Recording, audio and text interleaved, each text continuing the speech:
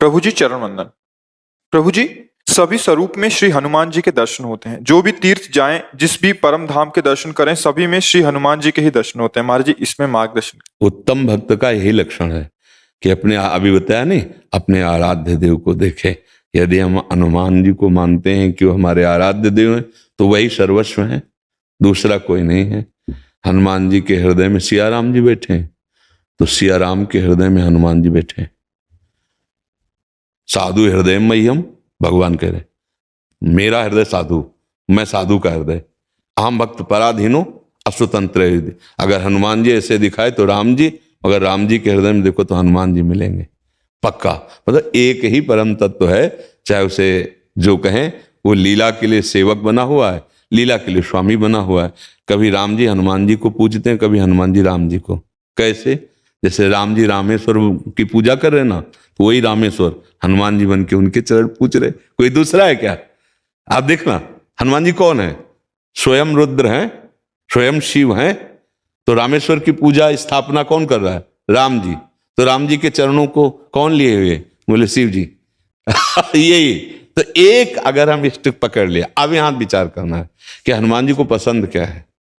हम जिससे प्यार करते हैं उसकी पसंद देखते हैं, उसकी रुचि देखते हैं।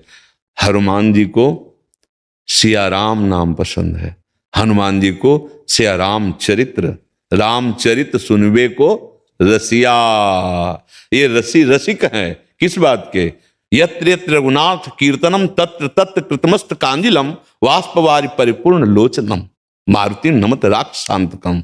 हनुमान जी महाराज आंसू बहाते हुए जहां जहां नाम कीर्तन होता है हरि का, जहां उनके पावन चरित्र का गायन होता है, वहां वहां उपस्थित होते हैं। यत्र यत्र रघुनाथ कीर्तनम तत्र तत्र, वहां वहां विराजमान रहते हैं। तो यदि हम हनुमान जी को इष्ट मानते हैं तो उनको सिया राम जी का जस सुनाए, सिया राम जी का नाम सुनाए, और सर्वत्र उपस्थिति अपने ही आराध्य देव की देखें।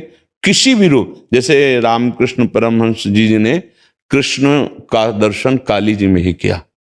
सब भगवत स्वरूपों का दर्शन वो अपनी मां काली में ही करते थे, क्योंकि वही कृष्ण वही काली है, वही राम जी बने, वही सर्वत्र हैं, दूसरा कोई नहीं। दूसरा जब तक है तब तक अज्ञान है, वही है, दूसरा नहीं।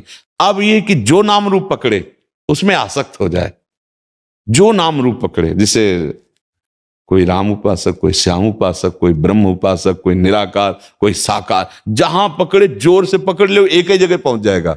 वो दो नहीं है। जैसे किसी भी घाट में ना आइए आप, यमुना जी तो वही है, घाटों के नाम अलग अलग हैं कि आज हमने जुगल घाट नहाया, आज हमने विश्राम घाट, आज केसी घाट, ऐसे घाट कहे जा सकते हैं, लेकिन यमुना जी अवगाहन उन्हीं का हो रहा है। ऐसे तत्व एक है, नाम कुछ भी दे दो। लीला में विविध लीलाएं, विविध नाम, विविध रूप धारण किए हुए हमारे प्रभु विराजमान। ऐसे अनन्य भाव से रहिए। ये तो बहुत परम मंगलमय है कि अपने आराध्य देव के अनन्य हो जाए।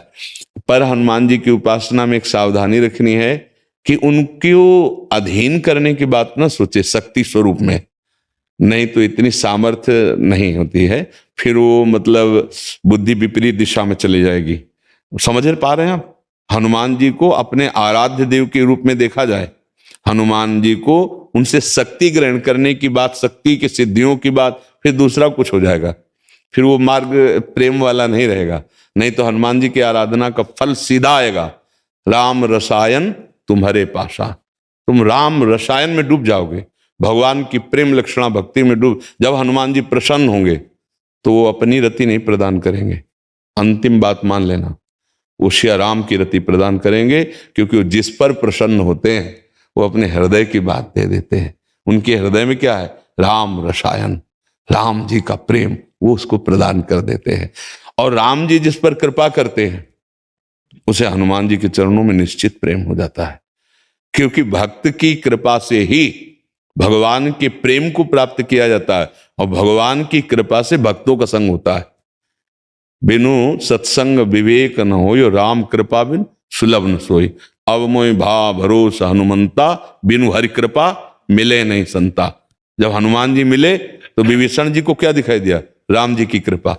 राम जी की कृपा जब होगी तो हनुमान जी के चरणों में प्रेम होगा, और हनुमान जी की जब कृपा होगी तो रामलीला का विस्तार हृदय में हो जाएगा, राम रसायन का प्रादुर्भाव हृदय में हो जाएगा। अनन्य रहो।